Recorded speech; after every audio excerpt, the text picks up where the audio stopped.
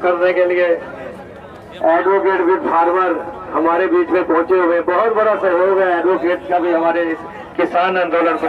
क्या कहते हैं किसान आंदोलन में समर्थन देने आपको? किसान आंदोलन में मेरा समर्थन आज का नहीं है, जब ये पहले दिन से शुरू हुआ तब से मेरा समर्थन है। अब पूरी तरह से समर्थन है। जितने भी मेरे किसान भाइयों के ऊपर झूठे मुकदमे लगे या जो भी है विधिवत जो भी कार्य है, मेरी लॉ फर्म, मेरी पूरी टीम इन किसानों के साथ है। बीजेपी के नेता यहाँ पे आए थे उस रात को और उसके बाद ऐसे देख रहे हैं शाहीन सिंघू बॉर्डर, टिकरी बॉर्डर अलग जा रहे हैं। इन लोगों पे कार्रवाई क्यों नहीं हो रही है? देखिए, बीजेपी के जो नेता आए थे उस दिन मैं यहाँ पर था, मेरे 100-200 लोग थे।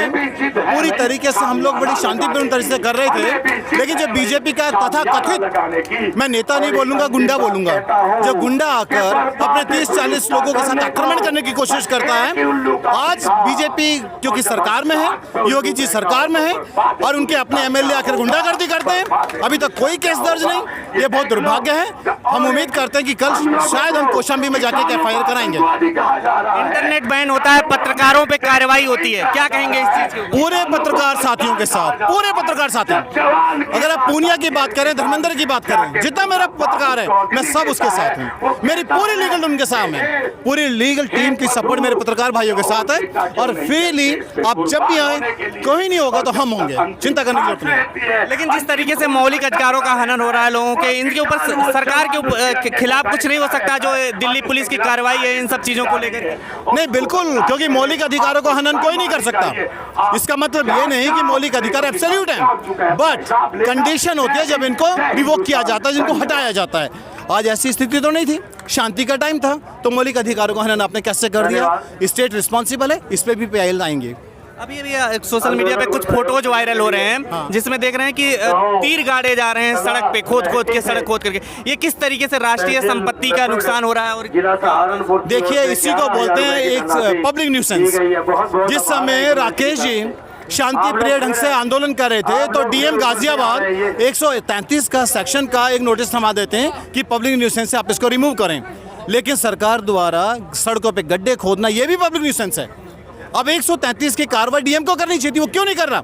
इसके खिलाफ भी रिट जाएगी, इसके खिलाफ भी पीआईएल जाएंगे। लेकिन क्या कुछ हो पाएगा? क्योंकि आज तक तो है इतनी जन आंदोलन, इतना मतलब एक तरीके से क्रांति में तब्दील हो रहा है, लेकिन सरकार के ऊपर कुछ असर नहीं पड़ रहा है। 100% श्योर हूँ, कोई भी तानाशाह हो, परमानेंट कोई नहीं होता, और संविधान से ऊंचा कोई नहीं, संविधान से बड़ा कोई नहीं, कोई सी भी सरकार हो। हिंसा में जो 100 किसान लापता हो गए, क्या कहेंगे?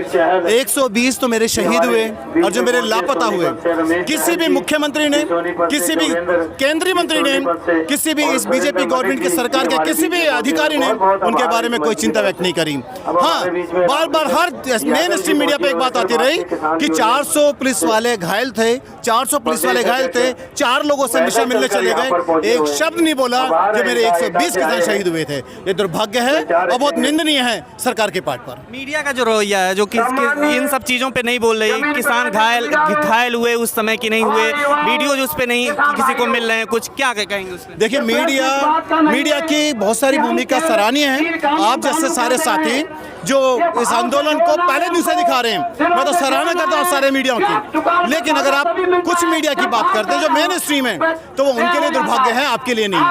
उनके लिए दुर्भाग्य है। सत्य कभी छुपता नहीं है, सत्य प्रताड़ित हो सकता है, पराजित नहीं होता।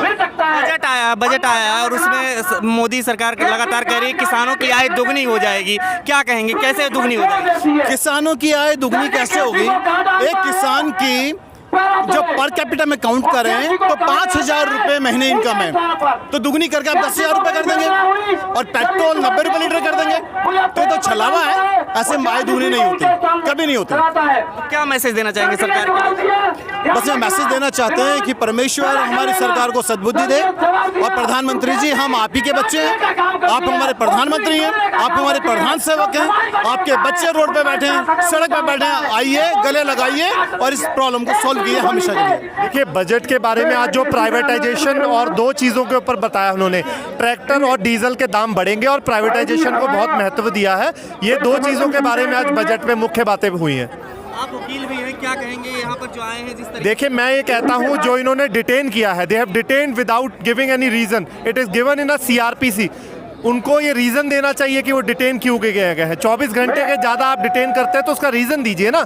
लोग 3-3 दिन 4-4 दिन से डिटेन है, आपके पास कोई रीज़न नहीं है, तो रीज़न होना चाहिए। इसकी PIL डलेगी सुप्रीम कोर्ट में कुछ ही दिनों में। हमारी लीगल सेल्स लगी हुई हैं और इसका रिजल्ट निकल कर आएगा। पत्रकारों के ऊपर भी कार्रवाई बहुत देखिए, पत्रकार, कल पता लगा था एक पत्रकार भाई को भी अरेस्ट किया है, उसका भी कोई नहीं। देखिए, शर्म की बात है इस एडमिनिस्ट्रेशन पर।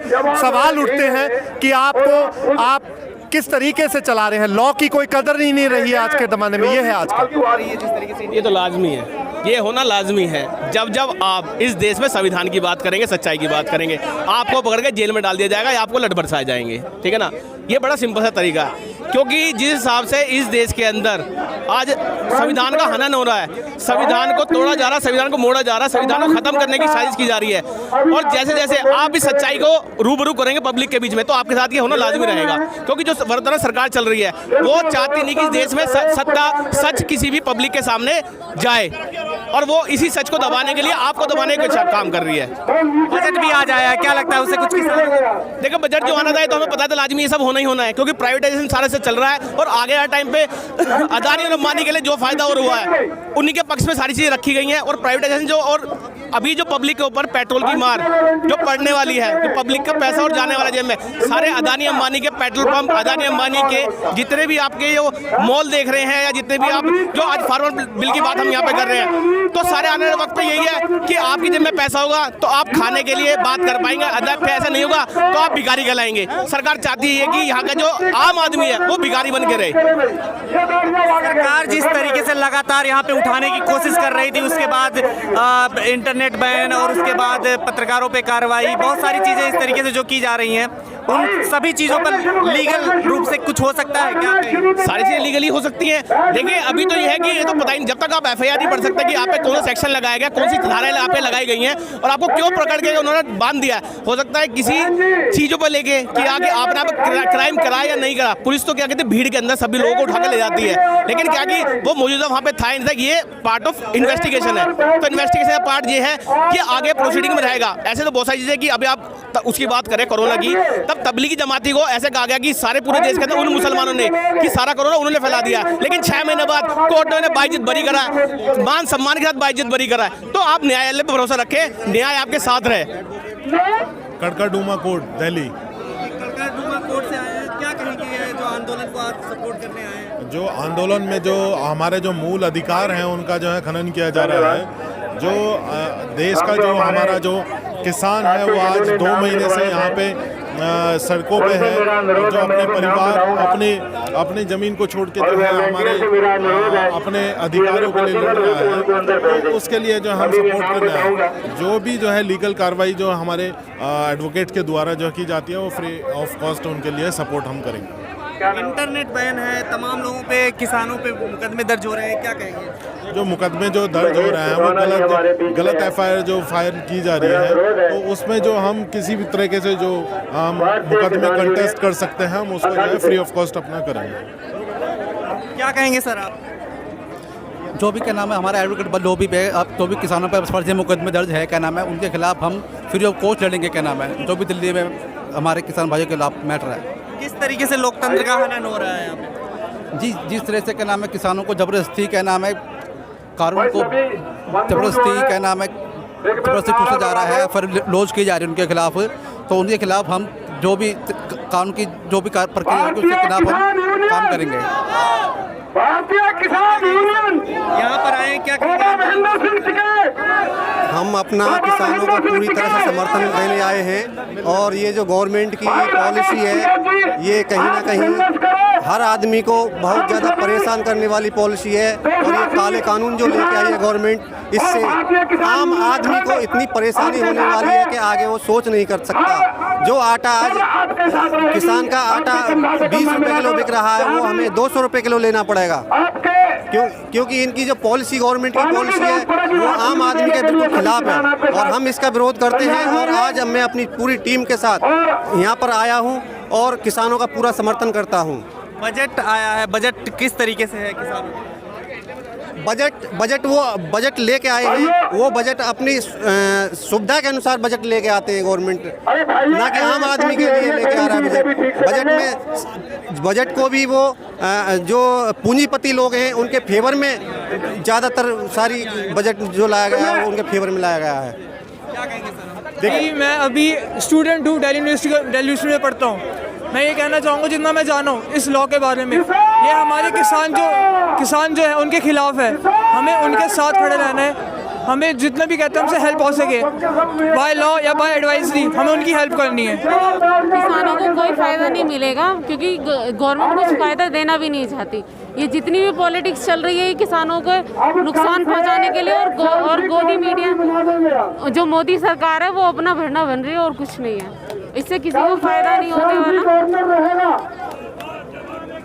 और ये जो लोग हैं जो यहाँ पर इतने दिनों से धरना दे रहे हैं, इनको अननेसेसरी परेशान किया जा रहा है बिना बात के, जो कि इन्होंने कोई भी ऐसा कानून नहीं तोड़ा।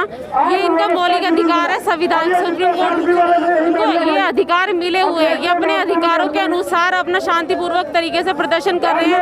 एक कानून गवर्नमेंट ने पास किया जो कि इनको जिससे उसको क्षति हो रही है किसानों को। एडवोकेट होने के नाते आप क्या बता सकते हैं मौलिक अधिकारों का किस तरीके से हनन हो रहा है? जैसे कि अब ये शांतिपूर्वक तरीके से बैठे हुए हैं बट फिर भी गवर्नमेंट इन्हें किसी न किसी तरीके से परेशान कर रही है अननेसेसरी पुलिस के द्वारा, और इन पे छोटे FIR लगा रही है।